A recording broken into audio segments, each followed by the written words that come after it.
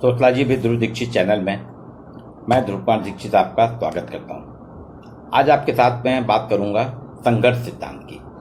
समाजशास्त्र में संघर्ष सिद्धांत और प्रकारात्मक सिद्धांत, ये अलग अलग इनके वेरिएंट हैं, थ्योरी हैं इनकी। संघर्ष सिद्धांत में सबसे पहला नाम आता है मार्क्स का, वेबर का, ऐसे कई नाम हैं। लेकिन आज मैं जिसकी बात कर रहा हूं वो अमेरिका के एक रैंडल कॉलिंस हैं। ये युवा संघर्ष सिद्धांतवेत्ता कहलाते हैं। इनके सिद्धांत संघर्ष के सबसे नवीनतम या आधुनिकतम है। 1975 में इन्होंने एक किताब लिखी थी, कॉन्फ्लिक्ट सोशलॉजी टूवर्ड इन एक्सप्लेनेटरी साइंस। ये एक महत्वपूर्ण समाजशास्त्री ग्रंथ है जिसमें उन्होंने समाजशास्त्र में संघर्ष के एक नए आयाम, नए परिप्रेक्ष्य की बात की। कॉलिन कहते हैं समाजशास्त्र एक ऐसा हथियार है। उन्होंने समाजशास्त्र को एक विपन्स बोला। वो कहते हैं समाजशास्त्र एक ऐसा हथियार है, विपन्स है, जिसके माध्यम से समाज में सामाजिक परिवर्तन लाया जाता है।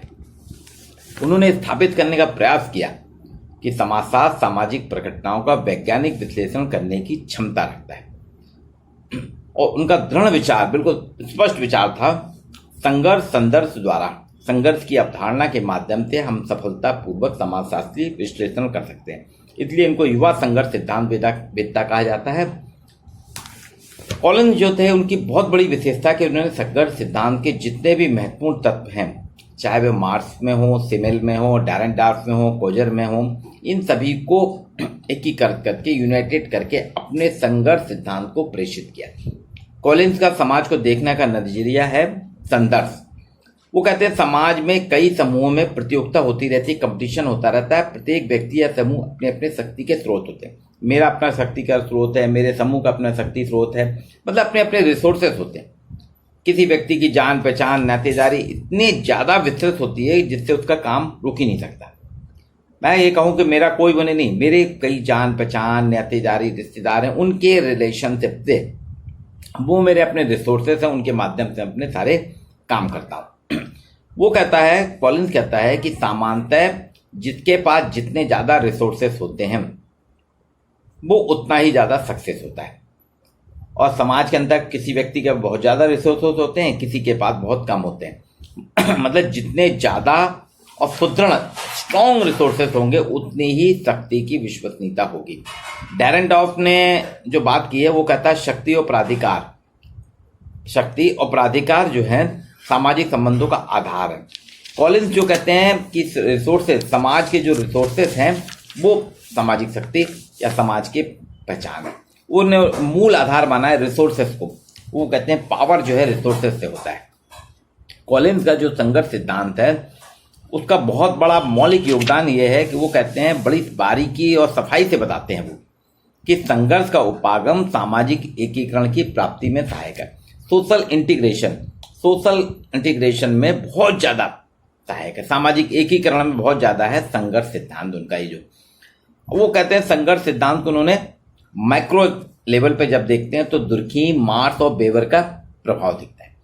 कॉलिन्स के सिद्धांत में जब हम बृहद स्तर पे मैक्रो लेवल पे देखते हैं तो उसमें दुर्खीम, मार्क्स और वेबर का प्रभाव दिखता है। और जब संघर्ष सिद्धांत को हम सूक्ष्म स्तर माइक्रो लेवल पे देखते हैं तो उसमें गॉफमैन, गारफिंकल जैसे विशेषज्ञों का प्रभाव दिखता है। मतलब कॉलिन्स के सिद्धांत में मैक्रो और माइक्रो दोनों लेवल है। इसका जो उन्होंने प्रकृति बताई है, नेचर ऑफ कॉन्फ्लिक्ट थ्योरी की बात जब करते हैं, 1975 में उनकी जो किताब आई थी उसमें उन्होंने 3 मान्यताएं लेके चली। उनके बेसिक एजम्पशन है, बोलते हैं धन संपत्ति, वेल्थ, पैसा, धन संपत्ति। दूसरा पावर, शक्ति, और तीसरा है प्रेस्टीज, प्रतिष्ठा। वो कहता है, कॉलिन्स कहता है कि समाज में, हर समाज में, कोई भी समाज हो, प्रत्येक समाज में लोग ये चाहते हैं कि इन वस्तुओं में से जितनी अधिक वस्तुएं उन्हें मिल सके उनको वो पाना चाहता है। मतलब पावर भी चाहता है, धन भी चाहता है आदमी, और प्रेस्टीज भी चाहता है, प्रतिष्ठा भी। हर व्यक्ति चाहता है कि मेरे पास अधिक से अधिक धन हो, अधिक से अधिक पावर हो, अधिक से अधिक प्रतिष्ठा हो, और इसके लिए वो प्रयास रहता है कि मुझको मिल जाए। जैसे आपने देखा होगा कि अगर आपको पैसा मिल जाता है, संपत्ति मिल जाती है, समाज में अपने आप आपका एक स्टेटस बन जाता है, प्रतिष्ठित बन जाती है। पावर मिल जाता है तो आप अपने समूह में शक्तिशाली बन जाते हैं, समूह में एक आपका स्थान ऊंचा हो जाता है। राजनीति में देखिए, जो राजनीति करता है उसके पास धन दौलत और प्रतिष्ठा अपने आप एमएलए बने, एमपी बने, मिनिस्टर बने, देखिए आपके पास पैसा भी आने लगता है और प्रतिष्ठित भी आपकी बनने लगती है, प्रतिष्ठा भी बन जाती है। और इन सब वस्तुओं को प्राप्त करके हर व्यक्ति चाहता है कि मेरे पास अगर धन होगा, शक्ति होगी, प्रतिष्ठा होगी, तो मैं चाहता हूं कि मेरे आगे पीछे घूमने वाले लोग रहें, मैं किसी का अधीनस्थ ना रहूं, बल्कि मेरे सबऑर्डिनेट में सब लोग रहें, मैं किसी का सबऑर्डिनेट ना हूं और मैं आदेश दूं सबको, ये काम करो, वो करो ना। इस प्रकार कहता है कॉलिन की प्रत्येक समाज में लोगों के अपने हेतु होते हैं, अपने स्वार्थ होते हैं, अपनी निजी लालसा होती है और इसकी पूर्ति वो धन दौलत शक्ति और प्रतिष्ठा को प्राप्त करके ही करता है। अगर मेरे पास धन दौलत शक्ति प्रतिष्ठा नहीं होगी तो मेरा अपना कोई स्वार्थ, मेरी निजी लालसा हेतु नहीं होगा। और यहाँ पे उन्होंने कहा कि समाज का प्रत्येक सदस्य धन शक्ति और प्रतिष्ठा के लिए हमेशा भागदौड़ करता रहता है, जिससे समाज में सामाजिक संघर्ष होता है। सोशल कॉन्फ्लिक्ट के लिए वो कहता है कि हम प्रतिष्ठा धन शक्ति के लिए भागदौड़ करते हैं, उसी से सोशल कॉन्फ्लिक्ट होता है। इसलिए वो कहते हैं, उसके साथ उसने कॉलिन्स ने ये भी कहा कि ऐसा नहीं कि हर व्यक्ति लालची है या हर व्यक्ति के पास लालच है, लेकिन फिर भी हम कितना भी चाहें, कितना भी प्रयास करें कि शांति बनी रहे, कॉन्फ्लिक्ट ना हो, संघर्ष, लेकिन समाज में रहने वाले हर व्यक्ति के साथ कहीं ना कहीं किसी न किसी से संघर्ष तो होता ही। ऊपर से तो आपको दिखेंगे बहुत मृदुभाषी हैं। मेरे फ्रेंड जो हैं, मेरे जहाँ मैं काम करता हूँ, जैसे मैं कॉलेज में काम करता हूँ, तो मेरे कॉलेज के सारे फ्रेंड सर्किल में बहुत मृदुभाषी दिखते हैं। मैं सीनियर हूँ तो लगता है बहुत रिस्पेक्ट कर रहे हैं, सब कुछ है, ठीक ठाक है, बढ़िया है। लेकिन अगर अकॉर्डिंग टू कॉलिन्स अगर मैं देखूं, अंदर से मैं ये देखने का प्रयास करूं, तो वास्तव में इस तरह दिखना असंभव है। अगर हम देखें तो उनके अंदर आग और ईर्ष्या सुलगती रहती है। वो देखते हैं कि दीक्षित सर को तो बहुत सम्मान मिलता है, दीक्षित सर का तो बहुत इष्ट है, वो सबको ऑर्डर देते रहते हैं, तो कहीं ना कहीं वो संघर्ष उनके मन में पनपता रहता है, आग सुलगती रहती है। वो कहते हैं, इसलिए कॉलिन्स ने कहा कि दंगा फसाद खून खराबा पे ज्यादा बात नहीं की। बोले ऊपर से कोई संघर्ष नहीं रहता, लेकिन हर व्यक्ति के मन में अंदर ही अंदर एक आग सुलगती रहती है। और इसीलिए उसने कहा कि गरीबी हर कोई सहन कर सकता है, लेकिन हर कोई व्यक्ति ये नहीं चाहता कि उसकी प्रतिष्ठा धूल में मिल जाए। कोई भी नहीं चाहता कि वह अपने पांव के बल खड़ा होकर दूसरों के आदेशों का परिपालन करे।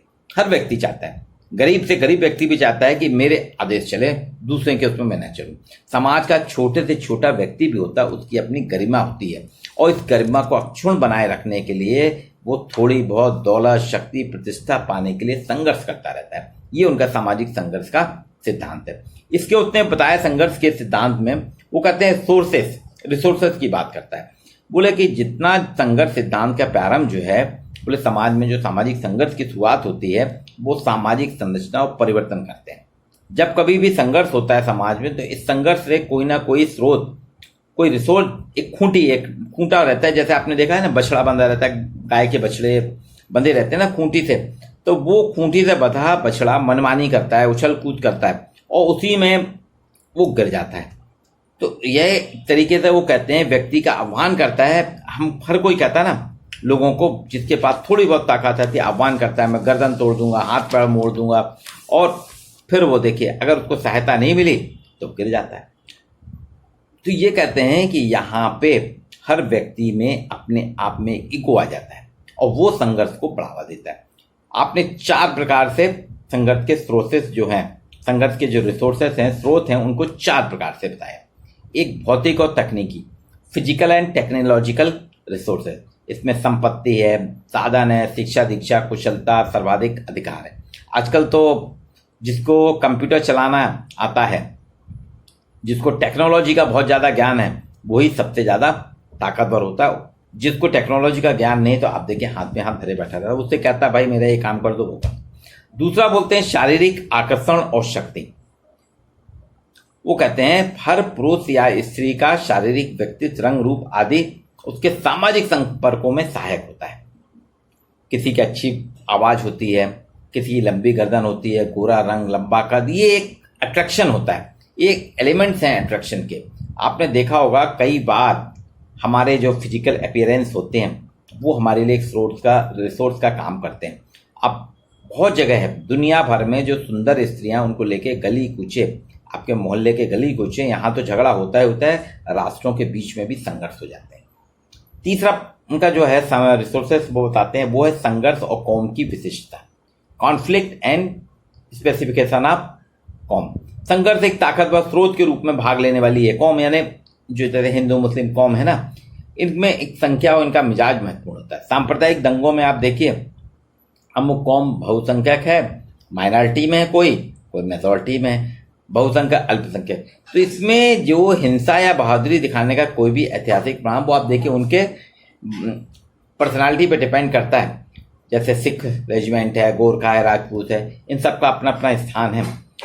चौथा कारण वो बताता है संस्कृति और परंपराओं में निहित दोष। कई बार संघर्ष में भागीदारी करने वाले समूह और व्यक्तियों की सांस्कृतिक संपदा भी स्रोत के रूप में ली जाती है, रिसोर्स के रूप में ली जाती है। आपने देखा होगा राजस्थान में चिता में कूद पड़ता थी, राजपूत महिलाएं जौहर करती थी ना, वो उनकी सांस्कृतिक सुदृढ़ता है।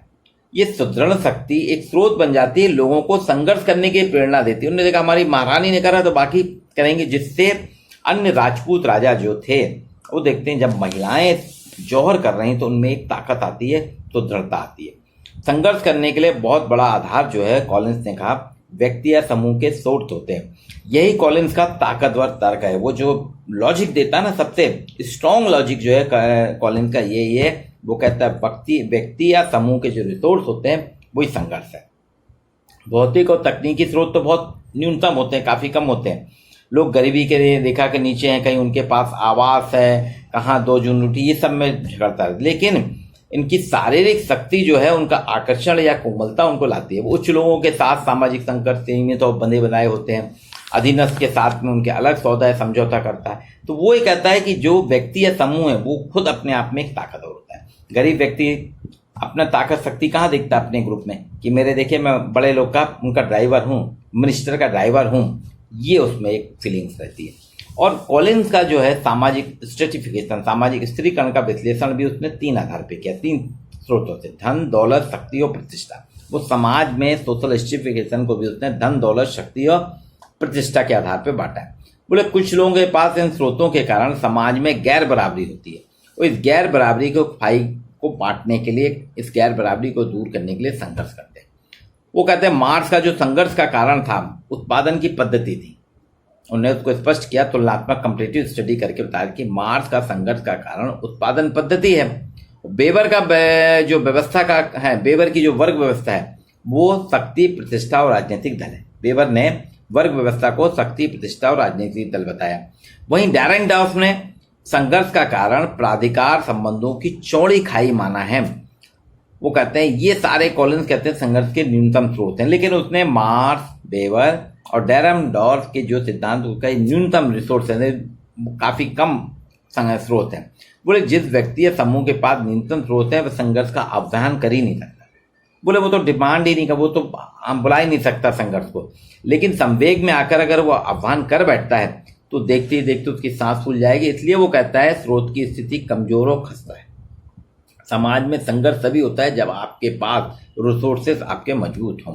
तो इसलिए उसने एक और चीज बताई है कॉलिंस ने, संघर्ष को पैदा करने वाले जो रिसोर्सेस हैं उसमें वो कहता है रिचुअल एक्सचेंज, धर्म विधि का विनिमय भी बताता है।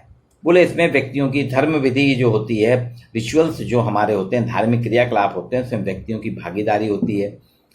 दूसरी चीज, भागीदार व्यक्तियों में पारस्परिक चेतना होती है कि किस प्रसंग पे वो एकत्रित हो रहे हैं, इकट्ठे हो रहे हैं। भागीदारों में समान संवेगात्मक रुझान भी होता है, और भागीदारी के प्रसंग से संबंधित कुछ प्रतीक होते हैं, जैसे हाव भाव, शब्दावली और विचार। धर्म विधि का जो है एस एल दोषी और एस एम त्रिवेदी ने अपनी किताब उच्चतर समाजशास्त्री सिद्धांत में जो व्याख्या की है उसमें एक उदाहरण बहुत अच्छा दिया है। हम सभी जानते हैं कि अयोध्या एक धार्मिक नगरी है, सरयू नदी के किनारे। वहां पे 90s के दौर में कार सेवा हुई थी, वो धर्म विधि से प्रेरित था। वहां पे 450 वर्ष पुरानी बाबरी मस्जिद थी, लेकिन धर्म विधि से प्रेरित होने के कारण पब्लिक ने उस मस्जिद को तोड़ दिया। सभी संवेग से प्रेरित थे। उस वक्त जितने भी थे हिंदू कम्युनिटी के लोग इस संवेग से प्रेरित थे कि यह मस्जिद अल्पसंख्यक समुदाय की है और सभी के हाव भाव रामलला की प्रतिभा को सब लोग समर्पित थे कि रामलला हमारे हैं, यहाँ पे मंदिर तोड़ के मस्जिद बनाई गई, ये था। और इसी को इतने ज़्यादा संवेगित हुए, इतने ज़्यादा उनके रिसोर्सेज थे कि पब्लिक जो थे, व्यक्तियों की भागीदारी से आप देखिए 4 से 5 घंटे में मस्जिद के तीनों गुंबद धराशायी हो गए और वहाँ साफ सफाई हो गई। ये संघर्ष धर्म विधि की भूमिका को निश्चित करता है। अर्थात रिचुअल जो है, धर्म विधि व सांस्कृतिक साधन है जो व्यक्ति को एक ताकतवर भीड़ के रूप में संगठित होने की शक्ति देता है। कुछ धर्म विधियाँ स्थानीय होती हैं लेकिन उसके माध्यम से विशाल समूह इकट्ठे हो जाते हैं। अयोध्या में धर्म विधि जो थी वो लोकल थी ना, यही होना था। लेकिन आपने देखा होगा मस्जिद तो स्थानीय थी, अयोध्या की थी, लेकिन अयोध्या की मस्जिद गिरने के बाद हिंदुस्तान ही नहीं, बांग्लादेश, पाकिस्तान, अरब कंट्री में भी सारे मुस्लिमों को एक सूत्र में संगठित कर दिया। अर्थात धर्म विधि में इतनी शक्ति होती, इतना पावर होता है कि कई बार कई बड़े बड़े संपूर्ण महाद्वीप को वो अपने उसमें जोड़ लेता है। धर्म विधियाँ संस्थागत होती हैं, जैसे दाह संस्कार में आप देखिए लोग आके इकट्ठे हो जाते हैं, राजनीतिक प्रदर्शन होता है, विवाह आदि के तहत सारे लोग इकट्ठे हो जाते हैं। तो ये सारी चीज़ें जो हैं लोगों को इकट्ठा करती है, संघर्ष के लिए एक रिसोर्सेज देती हैं। इस प्रकार से वो कहता है धर्म विधि की भूमिका किसी भी संघर्ष की स्थिति में कोलिंस ने जो को महत्वपूर्ण स्थान दिया है। वो कहते हैं, कोलिंस कहते हैं विनिमय संघर्ष सिद्धांत जो है, एक्शन कॉन्फ्लिक्ट थ्योरी को उसने बात की है। बोले जब कोई भीड़ संघर्ष पर उतारू होती है या किसी संघर्ष की स्थिति को पैदा करने के लिए किसी भीड़ का जब हम आयोजन करते हैं तो धर्म विधि उसके प्रतीक, प्ले कार्ड, नारे, पुतले जलाना, झंडा, ये सारे बहुत बड़ी शक्ति प्रदान करते हैं। ऐसे अवसरों पे अक्सर जो है धर्म विधि की अंत्यक्रिया होती है।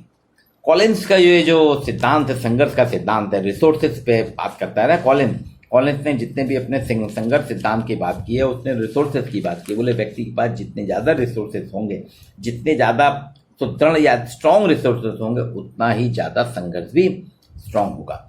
तो कॉलिंस की थ्योरी का जो अगर अपन मूल्यांकन करते हैं तो निश्चित रूप से हम कह सकते हैं कॉलिंस ने विश्लेषणात्मक संघर्ष सिद्धांत के बुनियादी तत्वों को बड़ी सफाई से प्रस्तुत किया। संघर्ष के जितने भी विश्लेषणात्मक संघर्ष सिद्धांत के बुनियादी बेसिक एलिमेंट्स हैं, बुनियादी तत्व हैं, उनको बहुत ही स्पष्ट रूप से बताया। वो कहते हैं कि सूक्ष्म समाजशास्त्र, माइक्रो सोशलॉजी और बृहद समाजशास्त्र, मैक्रो सोशलॉजी, दोनों को एकीकरण किया। कॉलिंस ने माइक्रो और मैक्रो सोशलॉजी दोनों को इकट्ठा करके जोड़ने का प्रयास किया। एक और तो उन्होंने दुर्खीम, वेबर और डेरेनडार्फ को भी लिया है अपने संघर्ष के थ्योरी में। वो दुर्खीम को भी लेते हैं, डेरेनडार्फ को भी लेते हैं और वेबर को भी लेते हैं। वहीं दूसरी तरफ गार्फिंकल, गॉफमैन के उपागम को भी अपने सिद्धांत में जोड़ते हैं। मतलब उन्हें दोनों चीज़ें, माइक्रो को भी लेते हैं और मैक्रो को भी लेते हैं। यह सहमति उसमें कुछ कॉलिंस का जो सिद्धांत है उसने माइक्रो भी लिया, मैक्रो भी लिया, लेकिन फिर भी कुछ विद्वानों ने कहा इसमें कुछ कमियां हैं, उसमें कुछ अभाव हैं, कुछ दरारें हैं जो संघर्ष सिद्धांत की कमियां बताता है। कॉलिंस ने कोजर या डेरेनडार्फ की तरह शब्दावार का आडंबर, वो कुछ लोग कहते हैं कि जैसे कोजर है और डेरेनडार्फ ने बहुत शब्दावली करी, अपने एक आडंबर पूर्ण शब्दावली ये सिद्धांत रखा, वैसे ही रैंडम कॉलिन ने भी शब्दों का आडंबर खड़ा किया। अंत्यक्रिया इंटरेक्शन की चर्चा करते हैं, विचारों को बड़े यांत्रिक तरीके से रखते हैं जिसमें वे राज और शिक्षा की व्याख्या करते हैं और संपूर्ण व्याख्या एक रूपरेखा बन जाती है। अतः कॉलिंस का संघर्ष सिद्धांत कई कमजोरियां तो हैं, लेकिन फिर भी अगर हम देखें तो संघर्ष सिद्धांत जो है कॉलिंस का, उसने संपूर्ण संघर्ष की विचारधारा को एक क्षमता, एक शक्ति प्रदान की है सैद्धांतिकरण के लिए, जो कि एक आवश्यक तत्व होता है किसी भी सिद्धांत के लिए, किसी भी व्याख्या के लिए, थ्योराइजेशन के लिए जो शक्ति होना चाहिए विचारधारा को स्पष्ट करने के लिए, वो कॉलिंस के सिद्धांत में हमको देखने को मिलती है। तो कॉलिंस का जो संघर्ष का सिद्धांत है, रिसोर्सेज, मिनिमम रिसोर्सेज की बात करता है कि आपके पास रिसोर्स है। उसने व्यक्ति को महत्वपूर्ण माना और समूह को महत्वपूर्ण माना। व्यक्ति और समूह के महत्वपूर्ण होने के साथ साथ वो कहता है धन, संपत्ति, शक्ति और प्रतिष्ठा, ये 3 फैक्टर ही समाज में संघर्ष की स्थिति निर्मित करते हैं। यह है कॉलिंस का संघर्ष का सिद्धांत।